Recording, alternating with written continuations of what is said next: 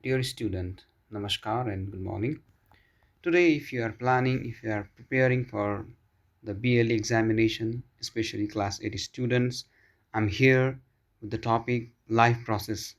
I'll provide you some notes related to the life process chapter and biodiversity today. So, are you ready for that? Okay, then please note it down. Question number one: what is reproduction? Why do living beings reproduce?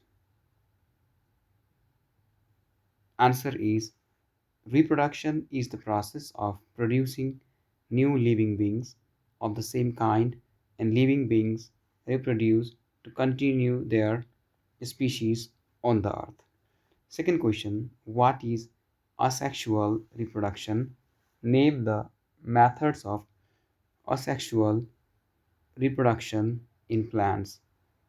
Answer is: asexual reproduction is the method of producing new plants without seeds,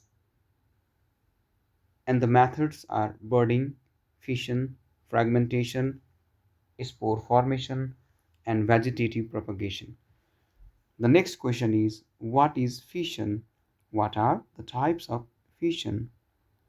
Fission is the process in which an organism splits into parts to form new organism, and the two types of fission are binary fission and multiple fission.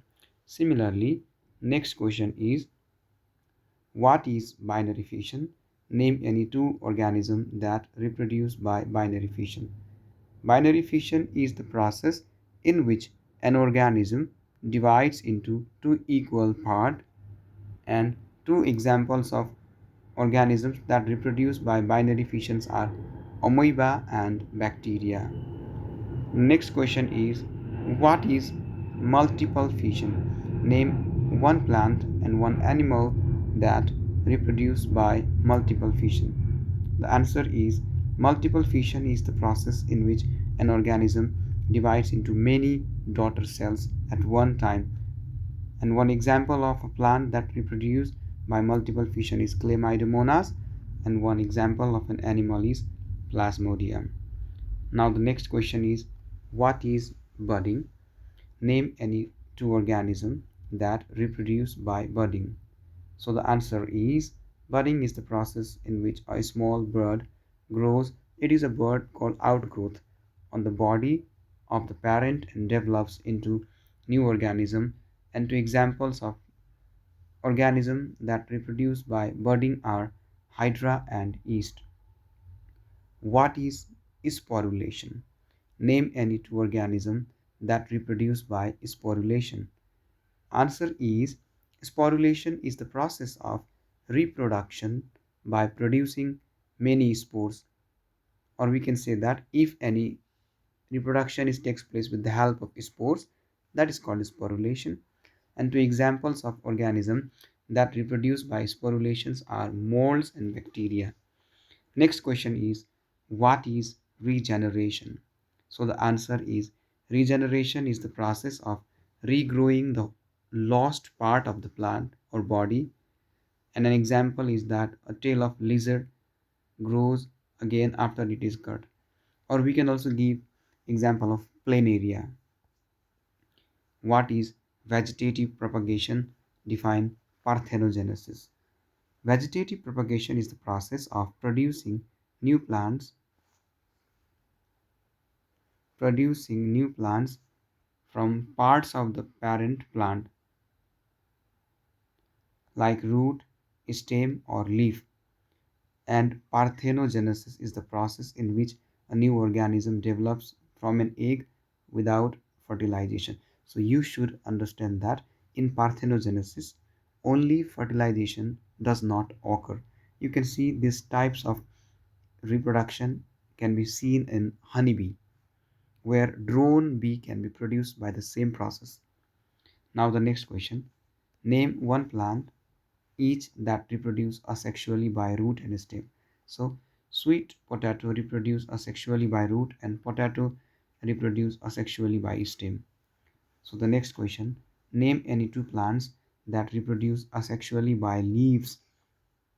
Bryophyllum reproduce asexually by leaves, and Begonia also reproduces asexually by leaves.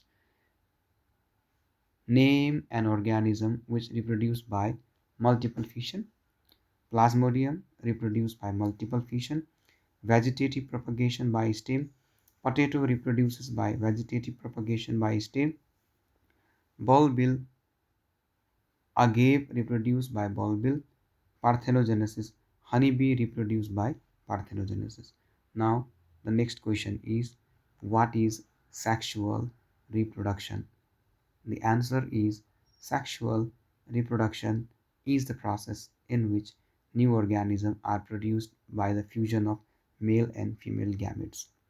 Next question, what is pollination? Name two types of pollination. Pollination is the process of transferring pollen grains from anther to stigma of a flower. The two types of pollinations are self-pollination and cross-pollination. Next question is, what is fertilization? Fertilization is the process in which the male gamete fuses with the female gamete to form a zygote. Question number 16, what is double fertilization? Have you heard this word, double fertilization? I'm sure you might have heard. I'm sure you have heard this. Double fertilization is the process in flowering plants where one male gamete fuses with the egg to form a zygote, and other male gamete fuses with the polar nuclei to form endosperm. Next question, name the types of fertilization. The types of fertilization are internal fertilization and external fertilization. Next question, what is internal fertilization? Name any two animals in which external fertilization takes place. So the answer is, internal fertilization is the process in which the fusion of male and female gametes takes place inside the body of the female. Two animals in which external fertilization takes place are frog and fish. You should remember that. The next question is example related to external fertilization. What is an embryo? An embryo is the early stage of development formed from a zygote after fertilization. Now we are in the section B, give reason.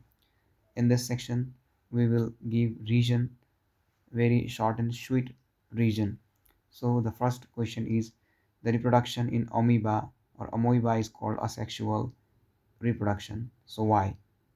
So the answer is, the reproduction in amoeba is called asexual reproduction because it takes place by binary fission without the fusion of gametes. B. The asexual reproduction in planaria is called regeneration. Answer. The asexual reproduction in planaria is called regeneration because a cut piece of its body can regrow into a complete new organism. C. The asexual reproduction in bryophyllum is called vegetative propagation. So the answer is, the asexual reproduction in bryophyllum is called vegetative propagation because the new plants grow from the birds present on its leaves. Next question. Sexual reproduction is more complex than asexual reproduction. Answer is, sexual reproduction is more complex than asexual reproduction because it involves two parents, the formation of gametes and the process of fertilization. Next question. Fertilization in the frog is called external fertilization. Answer is, fertilization in the frog is called external fertilization because the fusion of male, generally fusion of gametes, takes place outside the female body in water, as I gave you the example frog and fish. Now we have third types of question, that is differentiate between. I'm not gonna speak about this. Please look here. So I have divided into 3 points. There are 3 points. You can see here 3 points like this. Sorry, this is first, this is second, this is the third point. Uh, in every question there are third point. The first one is asexual reproduction and sexual reproduction.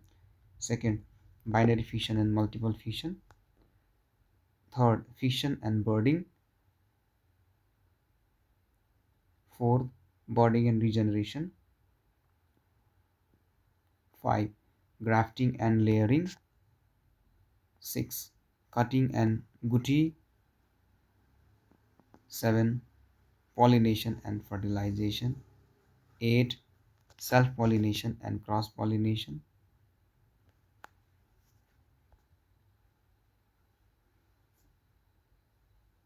Similarly, we have internal fertilization and external fertilization, ovum and sperm, and the last one is ovum and zygote. What I would suggest you to draw a T-shaped table. In one side write one all the points, in the next side write the related point. So what you would do, you will make T table and write all the answers. Now the next one is application types question. And what are they? I have selected 10 questions. These all questions are taken from the set book. How does amoeba reproduce by binary fission? Describe in brief. Now, amoeba reproduces by binary fission. First, its nucleus divide into two, and then cytoplasma divide, forming two identical means same daughter amoebas. Next question: how does a hydra reproduce by budding? Describe in brief. Hydra reproduce by budding. First, a small bird grows on the body of hydra, develops organs, and finally detaches to become a new independent hydra. Even you can make diagram here. Third question: write any three advantages of asexual reproduction. So the advantages of asexual reproduction are as follow. Write this main point first, then write down the next points. Asexual reproduction is fast and produce many offspring in a short time. So the second point is only one parent is needed. Third, offspring are genetically identical to the parent, maintaining useful trait. So what are the traits? Traits are characters or genes. Question number 4. Write any three reasons of reproducing plants by artificial vegetative propagation. Why? So how would you write? You would write first three reasons of reproducing plants by artificial vegetative propagation are as follows. Number 1. It produces new plant quickly. 2. Plants obtained are genetically identical to the parent. 3. It helps to produce plants with desired traits like disease resistance or good fruit. Now the next question. How do flowering plants reproduce? Describe in brief. So the flowering plant reproduce sexually. Generally, flowering plants possess sexual reproduction. Why? Because these are complex organisms. Species. Pollen from the anther is transferred to the stigma, that is called pollination. After that, male and female gamete fuses, it is called fertilization to form a zygote which develops into seeds and grow into a plant. Now you should know that seeds are developed from ovule and fruits are developed from ovary. How does sexual reproduction takes place in animal? Explain in brief. Sexual reproduction in animal takes place by the fusion of male and female gamete. It is also called sex cells. Male gamete sperms fuses with the female gamete ovum to form a zygote which develops into an embryo and finally a new organism. Now next question. What is cutting? How are plants reproduce artificially by layering? So cutting is using a part of stem, root or leaf. These are the vegetative part. To grow a new plant, layering is bending a stem into a soil, covering it with soil and allowing root to develop. After some time, the rooted stem become a new plant. Next question. What is tissue culture? How are plants propagated artificially by this method? So you might have heard this tissue culture system. So the tissue culture is a method of growing new plant from a small piece of plant tissue in a nutrient medium under sterile condition. So what do you mean by sterile condition? It means free from any life form. There shouldn't be any other microorganism. That should be very aseptic condition. Plants propagated by this method are genetically identical and disease free. How can you propagate orange plant by gutti? Explain. Gutti is a method of planting a part of the orange stem into the bud with a bud into the soil. The stem develops roots and grows into a new orange plant. identical to the parent. Next question. Artificial vegetative propagation is more beneficial than natural vegetative propagation. Justify this statement giving suitable reason. Why nowadays farmers are using artificial vegetative propagation? Because there must be some benefit. So we can write in this way. Artificial vegetative propagation is more beneficial because it produces new plant quickly, ensures plants are genetically identical to the parent, and allows the production of disease-free and high-yielding plants.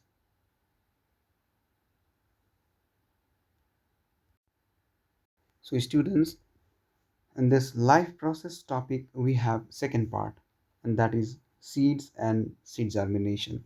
So I'm going to give you the answer of this section as well. What is a seed? A seed is the ripened, fertilized ovule of a flowering plant that has the potential to grow into a new plant. So next question is write two function of seed. So the first function, you shouldn't write first function, second function. You can directly write, and that is the first function of a seed is to grow into a new plant. Then the second one is of a seed is to store food for the developing embryo. Third, name any two plants having large seed. Two plants that have large seeds are mango and coconut. Fourth, D number. Name three main parts of a seed. The three main parts of a seed are seed coat, embryo, endosperm, or cotyledon. It is also called food storage tissue. Now, the next question is define radicle and plumule. The answer is the radicle is the part of the embryo that develops into root. The plumule is the part of the embryo that develops into shoot. Next, write down the function of radicle and plumule. The function of radicle and plumule are as follow. Number one, the radicle absorbs water and anchors the plant in the soil. Now the anchorment it gives mechanical support. Second one, the plumule grows into stem and leaves of the plant. Next question, what are two types of seeds on the basis of the presence of food storage tissue? On the basis of presence of food storage tissue, seeds are of two types, endospermic seeds and non-endospermic seed. Generally, endospermic seeds are monocot seed. You should understand that. Define endospermic seeds and non-endospermic seeds. With example, endospermic seeds are seeds in which the food is stored in the endosperm. Examples are maize and wheat. As I told you that monocot seeds possess endospermic seed. Second, non-endospermic seeds are seeds in which the food is stored in the cotyledon. Examples are gram and pea. Now, the next question, define monocot seeds and dicot seeds with example.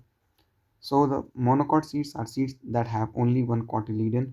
Examples are maize and rice. Dicot seeds are seeds that have two cotyledon. Examples are gram and mango. What is meant by germination of seed?